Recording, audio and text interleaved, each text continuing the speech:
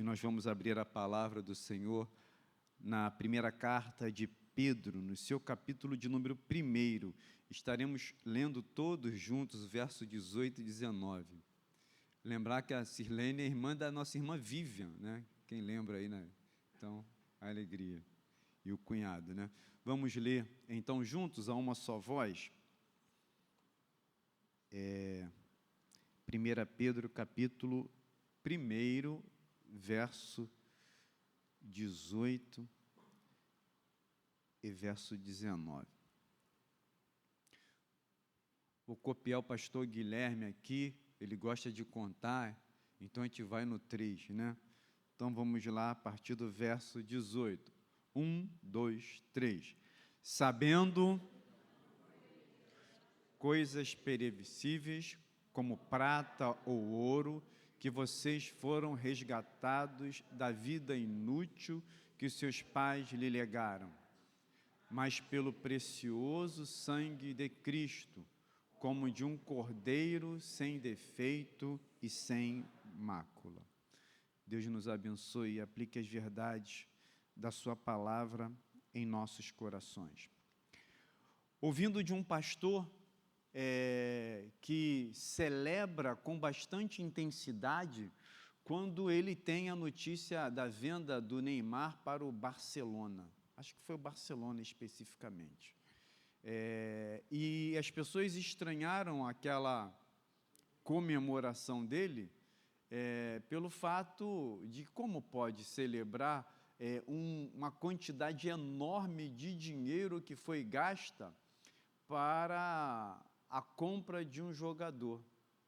E eles não entenderam o motivo da alegria daquele pastor.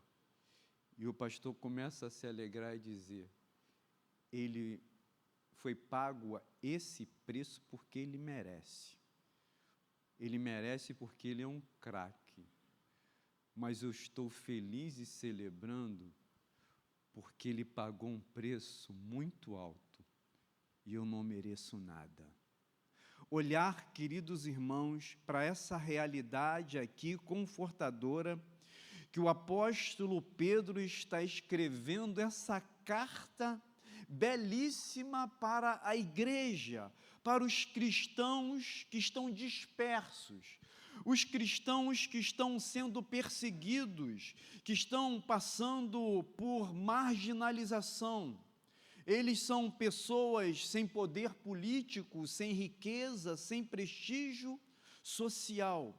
E mesmo assim, o apóstolo Pedro vai escrever para eles que eles são valiosos e mais valiosos do que todo o ouro do mundo. Por quê?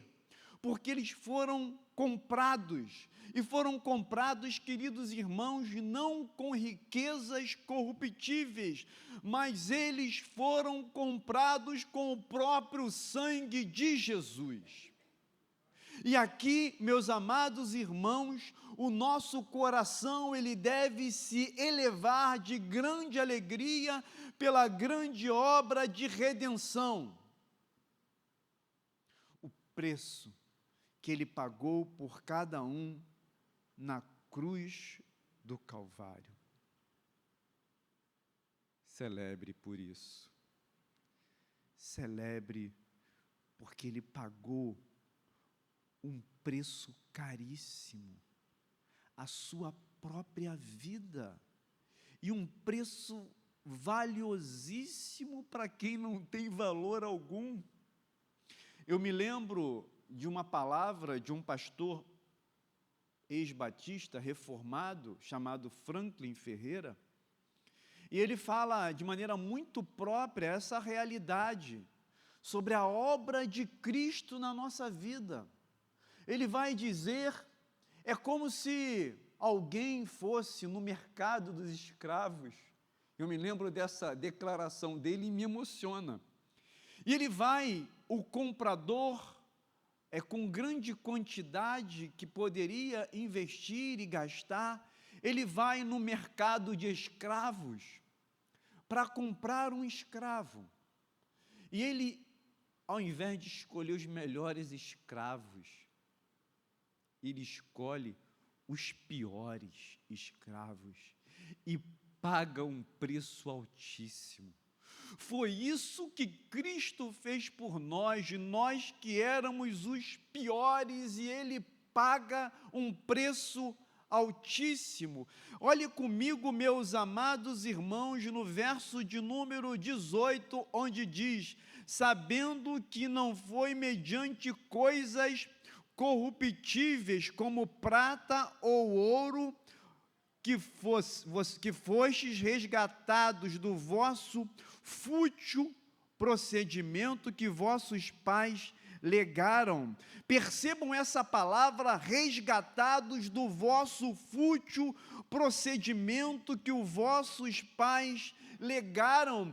Essa expressão traz com clareza a gravidade da nossa condição, quando ele vai dizer do nosso fútil procedimento. Essa palavra futilidade, ela vem do grego mataios, que quer dizer, que indica o vazio, a inutilidade, a falta de propósito, queridos irmãos. Mas entendemos aqui de maneira muito clara a nossa condição, a gravidade do nosso estado. O homem natural, ele vive um vazio na sua existência. O homem natural, ele pode trabalhar, ele pode construir, ele pode conquistar muitas coisas, mas ainda assim ele vive uma vida vazia. O problema do homem não é o seu vazio, não é a sua superficialidade. O problema do homem é ontológico, é espiritual. Ontológico significa o problema do homem está no seu ser, está na sua essência.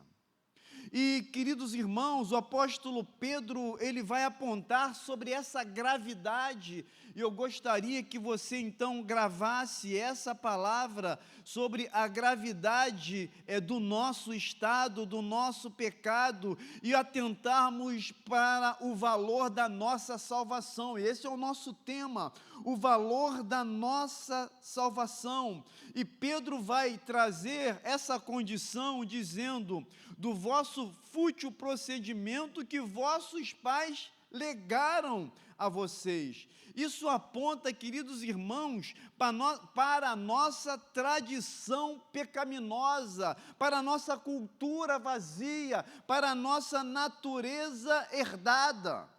Isso aqui encontra ecos, então, na doutrina da queda em Adão.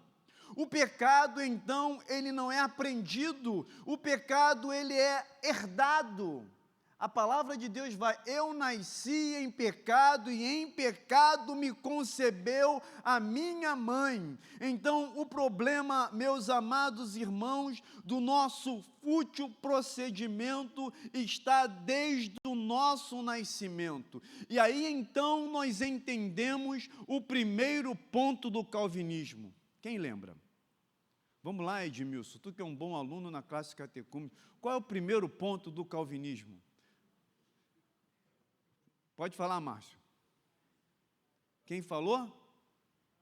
Depravação total do homem. Parabéns, Otávio.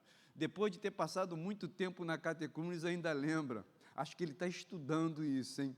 Percebam então, meus amados irmãos, que aqui se torna muito claro a gravidade da nossa condição. E o primeiro ponto do calvinismo se chama depravação total do homem. Ou seja, todo o ser, por isso que nós dissemos que o problema do homem, ele é ontológico, ele envolve todo o ser, todas as áreas do corpo humano, todo ser humano está comprometido, está contaminado pelo pecado. Nós nascemos em pecado. E aí essa palavra, belíssima desse verso, que traz a realidade de que nós fomos resgatados. Ou seja, queridos irmãos, nós efetivamente vivíamos num contexto de escravidão, estávamos cativos, e um preço foi pago, uma libertação real aconteceu. Nós não estávamos doentes, nós estávamos escravizados, nós não estávamos apenas perdidos, nós estávamos presos, nós éramos escravos do pecado, da morte e da ira de Deus. Isso tudo, queridos irmãos, para nós entendermos a gravidade do nosso estado. Eu queria então que você observasse e guardasse essa palavra, a gravidade do nosso estado. E aí, nós entendermos também, na segunda palavra que eu quero deixar para os irmãos nessa noite, que é a palavra insuficiência, onde ele vai dizer: não foi mediante coisas corruptíveis como prata ou ouro que vocês foram comprados. O apóstolo Pedro, ele chama o ouro e a prata como coisas corruptíveis. Algo impressionante, queridos irmãos, porque dentro de uma perspectiva humana e terrena, é isso que dá para as pessoas segurança, estabilidade e valor para elas, mas para Deus Ele chama isso de perecível. Sabe por quê? Porque isso se enferruja, isso se perde, isso não atravessa a eternidade. Também é importante nós entendermos um outro aspecto que precisamos jogar por terra, que é a questão do mérito. Ou seja, entram aqui também que não é a nossa moralidade, não é a religião, nem a tradição e nem as boas obras, queridos irmãos, nada disso pode nos redimir. Vai dizer o nosso teólogo reformado João Calvino, que o homem nada traz a Deus senão aquilo que merece condenação. Ou seja, e aí a gente se debruça sobre uma doutrina chamada a doutrina da justificação. Nós somos justificados pela fé. Romanos capítulo 5, verso 1. Justificados, pois, mediante a fé, temos paz com Deus. Então, meus amados irmãos, é importante nós entendermos que nada é suficiente. A prata, o ouro, o mérito, todas essas coisas é insuficiente, mas a graça de Cristo, a justificação pela graça que nos alcançou. Estamos então diante dessa realidade. Vivíamos então outrora diante de um grande abismo, ou seja, havia uma separação de um Deus santo, de um Deus justo, de um Deus perfeito e de um homem que é pecador, culpado e corrompido, meus amados irmãos. Então, nenhum esforço humano, nenhum bem e recurso humano poderia atravessar esse abismo. Nada, humanamente falando, poderia aproximar esta relação de um Deus santo, de um Deus justo, de um Deus perfeito, para um homem pecador, culpado e corrompido. Mas apenas uma única coisa foi capaz. E eu quero trazer como terceiro ponto, chamado algo de preciosidade. Olha o que diz o verso 19. Podem ler que eu respiro. Os irmãos podem ler, mas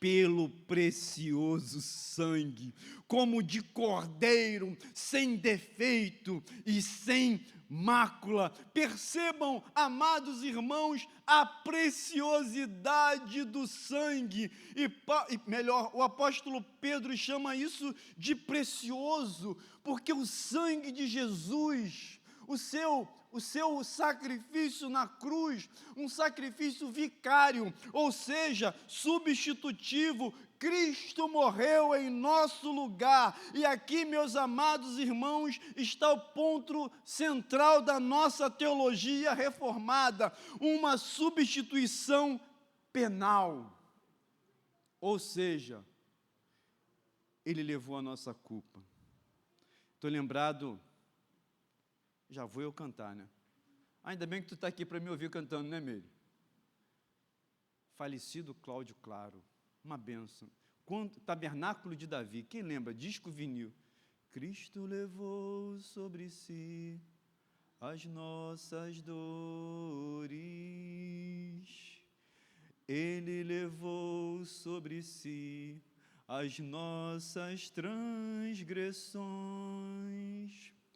O castigo que nos traz a paz estava sobre ele, e por suas chagas fomos sarados. Vou continuar. Jesus, pão da vida, Jesus, luz do mundo, árvore da vida, rio que brota do trono de Deus, alegria. O que ele recebe? Recebe a dor. Ele não merece ser adorado, ele não merece ser glorificado, porque o castigo que nos trouxe a paz estava sobre ele. Ele fez isso por nós. Nós tínhamos que ser não temos que ser, meus amados irmãos, eternamente grato por tudo isso que ele passou por nós. Esse Cristo, Deus encarnado. E o apóstolo Pedro, ele traz aqui uma alusão ao Antigo Testamento. Vamos ver, voltar de novo lá, no verso 19 agora, 19, vamos lá.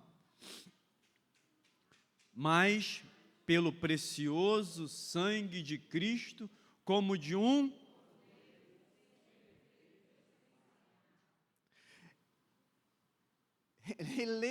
Relembremos, amados irmãos, a imagem de um sistema sacrificial.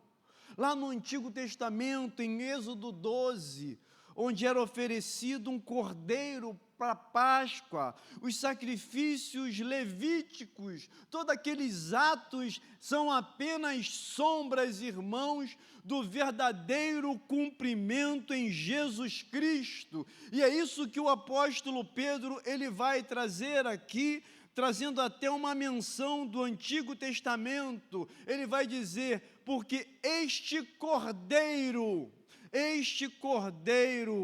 ele é sem defeito, sem mácula, o sangue de Cristo. Jesus Cristo sem pecado, sem mancha, perfeitamente obediente. Um cordeiro perfeito que foi levado ao matadouro. E aí, queridos irmãos, nós entendemos aqui que na cruz há duas coisas importantes. Que o pecado, ele é punido. Porque para ser liberto do cativeiro do pecado, da escravidão do pecado, tinha que ter morte. Porque a palavra de Deus vai dizer, agora, Edmilson, me ajuda, o salário, vamos lá, o salário do pecado mas o dom gratuito de Deus é a vida eterna. O salário do pecado é a morte. Então, para que se pagasse a dívida do pecado, tinha que acontecer o quê? Morte. E quem morre? Jesus morre. Então, ele morre. Ele paga essa dívida. O pecado é punido em Jesus. E a punição do pecado em Jesus, o pecador é salvo. Sabe? Porque se não fosse Cristo, nós teríamos que andar como no Antigo Testamento, o tempo todo, com sacrifícios, com oferta, algo periódico e repetitivo. Porque o cordeiro, por mais cuidadoso que o sumo sacerdote tivesse, ele tinha os seus defeitos. Mas, amados irmãos, para que esse preço fosse pago por completo, tinha que ser alguém perfeito. E esse ser perfeito foi o nosso Senhor e Salvador Jesus Cristo. E é isso que nós olhamos, onde o verso vai dizer sem defeito e sem mácula. Isso traz para nós, meus amados irmãos, o entendimento da eficácia, a eficácia da redenção, ou seja, o sangue de Cristo não falha, não há mais necessidade de repetição, não há mais necessidade de sacrifícios como acontecia no Antigo Testamento, eles eram contínuos, irmãos, sempre que uma coisa é contínua, é porque ele é insuficiente, mas em Cristo foi um sacrifício único, porque ele é perfeito e final, ou seja, o crente não é parcialmente perdoado, ele é totalmente justificado, completamente aceito, e aí então nós entendemos a doutrina da predestinação, que uma vez feita a obra de Cristo, uma vez que você é salvo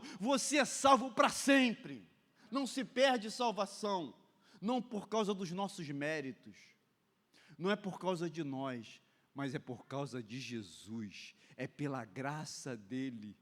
Então entenda isso, que essa garantia está nele. Meus amados irmãos, nós não apenas desfrutamos de todos esses benefícios, mas nós somos unidos a Cristo. Tudo que é de Cristo, sua justiça, sua vida, sua herança, tudo torna-se nosso. Eu lembrei do outro cântico. Tudo que Jesus conquistou na cruz é direito nosso, é nossa herança. Então nós desfrutamos de todas essas bênçãos, queridos irmãos. E aí, eu venho para a última palavra para a gente essa noite. E a palavra, ela é esperança. Olha o que diz o verso 21. Vamos ler o verso 21? Vamos ler? Aí, por meio dele...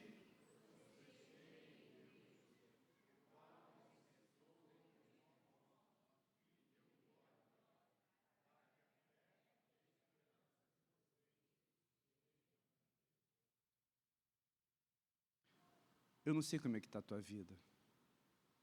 Eu não sei como você está. Como você tem se sentido diante desses momentos tão turbulentos que tem atravessado essa geração. Talvez você até esteja desistindo de muitas coisas. Talvez você até esteja desistindo de você mesmo. mas eu quero dizer para você que Deus não desistirá de você. Nos momentos de sofrimento, de abandono, de crise, nesses momentos difíceis, nesses momentos delicados da sua vida, em que na nossa mente, queridos irmãos, nós temos aquilo que chamamos na psicologia de pensamentos automáticos, e na nossa mente, nossos pensamentos automáticos são sempre de invalidação, onde a gente tem aquele sentimento de que a gente é fraco, de que a gente é incapaz, de que a gente não tem valor algum. A nossa mente nos sabota o tempo todo. Isso o tempo todo vem na nossa mente. Quando eles vierem, esses pensamentos que dizem que você não é nada, que você não tem valor, que você não tem importância, saiba de uma coisa, lembre-se de uma coisa, que você foi comprado por um preço muito alto, foi o sangue de Jesus. Eu fui comprado por um preço muito grande, esse preço foi o sangue derramado lá na cruz. Aí vem assim, garante vitória, Jesus. Vocês não lembram, não? Lembra mais? Garante vitória, seu sangue, garante vitória, Jesus. Garante vitória. Você é precioso. Então, meu querido e amado irmão, é importante você validar e se alegrar com o valor da sua salvação. Você é redimido. Mesmo que a sua identidade humana, muitas vezes, ela é falha, ela é marcada por alguns tropeços, mas saiba que até nessas falhas o sangue de Jesus te purifica de todo o pecado, meu querido irmão. E aí, eu quero terminar a minha palavra essa noite. Lembrar que essa esperança também, ela é escatológica. Essa esperança, ela aponta para um dia em que não haverá mais pecado, não haverá mais dor, não haverá mais morte. Queridos, o quanto nós temos ouvido nesses dias só de um evangelho barato. Eu acho que é o teólogo Dietrich Bonhoeffer, que fala sobre a graça barata. Tem um livro dele que fala sobre a graça barata do teólogo Dietrich Bonhoeffer. Estão barateando a graça de Jesus. Estão nas igrejas pregando de um evangelho do mundo. Não estamos mais falando sobre a volta de Jesus. Estamos falando sobre essa vida. E estão pregando sobre coisas desta vida. Eu gostava muito de um grande pensador que faleceu ontem pela manhã, e ele falava muito nos seus vídeos sobre a finitude. Silvio Lima? Silvio Martins? Silvio Matos, um homem inteligentíssimo. E sabe, a gente vai passar, a gente vai embora. Então, o evangelho que precisa ser pregado é o evangelho, é a esperança escatológica. Nós precisamos falar sobre a volta de Jesus. E aí eu vou me lembrar do tempo de juventude. Vigília na igreja. Disco rodava lá, a vigília repetidamente. Lembra, Rose? A última trombeta. Quem lembra desse disco de vinil? E aí apareciam aquelas imagens, aqueles cenas, e sempre era de madrugada, irmãos. Eu na mesma hora começava a chorar, me consertar com Deus, orar, Senhor, não permita que eu viva. E era um drama enorme. Parecia patrulha da cidade na igreja. Lembra do patrulha da cidade? Patrulha da cidade era algo assim, parecia umas imagens assim, era na Rádio Tupi, onde aparecia tiro, morte, eu vivendo aquilo tudo. Parecia patrulha da cidade na igreja, todo um caos, um sofrimento enorme.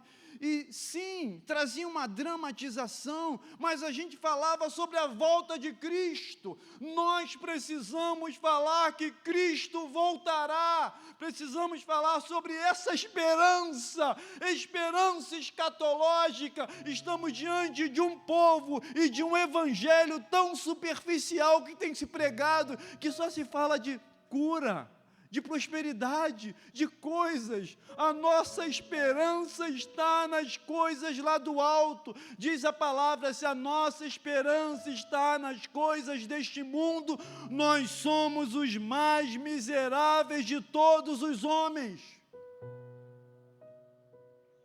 Meus amados e queridos irmãos, é importante nós, essa noite,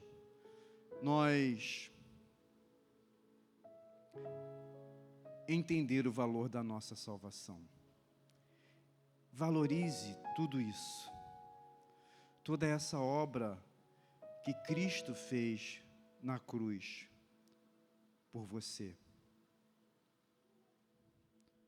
Não foi prata, não foi ouro, não foi religião, não foi esforço, foi algo infinitamente mais precioso: o sangue de Jesus. Seu sangue garante vitória, Jesus. Foi o sangue de Jesus. Sua dívida foi paga, sua culpa foi removida, seu destino foi transformado. A você, meu irmão, que em alguns momentos pensa que na sua vida parece que está tudo perdido, lembre-se de uma coisa: que o sangue ainda fala, que o sangue ainda garante, que o sangue ainda sustenta. O sangue de Jesus. Valorize, dê valor à tua salvação. É isso que Pedro está falando aqui para essa igreja. Os crentes dispersos, eles estão ali passando dias difíceis, eles estão sendo perseguidos, eles estão sendo afrontados, eles estão sendo açoitados. E o apóstolo Pedro vai falar para eles do valor da tão grande salvação. Talvez isso seja a realidade da tua vida. Você esteja passando por momentos tão difíceis, por situações tão adversas, mas se apegue a essa palavra: o sangue de Jesus que foi derramado na cruz do Calvário por você, que o valor da salvação que Ele te deu possa fazer você ter uma vida de fé. E é isso que termina aqui o texto que nós lemos: fé e esperança. Que a sua vida seja fincada pela fé, que nós não andamos por vistas, mas andamos por fé. E a nossa esperança está na volta de Cristo Jesus. Amém? Será que a gente pode cantar uma canção? Você pode se colocar em pé. E eu sei que hoje nós temos um número até um pouco mais reduzido, mas até um número considerável, considerando algumas pessoas, mas que estão lá em Vila Jurandir. Temos uma boa representação. Eu não sei como é que você está, qual a situação que tem afetado a sua vida, e que você quer que a sua fé seja fortalecida nessa noite. E se você desejar vir aqui à frente para nós orarmos por você, você pode vir. enquanto nós cantamos essa canção, você pode vir aqui com uma renovação da sua fé.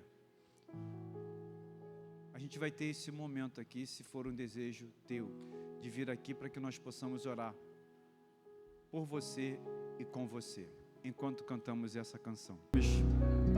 Senhor, eis aqui as tuas servas, eis aqui a tua igreja, cada um de nós que às vezes passamos por momentos tão delicados e difíceis, e às vezes esse sentimento de fragilidade, de invalidação, ó Pai, e de situações externas que a vida nos trazem, que traz para a gente grande dor, tristeza, sofrimento, abatimento, desistência. Ó Pai, todas essas coisas nós entendemos que são inerentes da vida e que todos nós passamos, e se esse irmão, essa irmã está passando, não é porque é menor do que ninguém, é um filho teu, é uma filha tua, e o Senhor está permitindo com um propósito, porque nada é acaso, tudo passa pelo plano, pelo projeto de Deus, pela soberania de Deus. E, ó Deus, que esse momento não tire de nós a invalidação da obra de Cristo, um sangue precioso que foi derramado na cruz do Calvário, que não foi ouro nem foi prata, mas foi o sangue de Jesus, e que nós sejamos gratos por essa obra de regeneração por nós. Em nome de Jesus que nós te pedimos. Amém.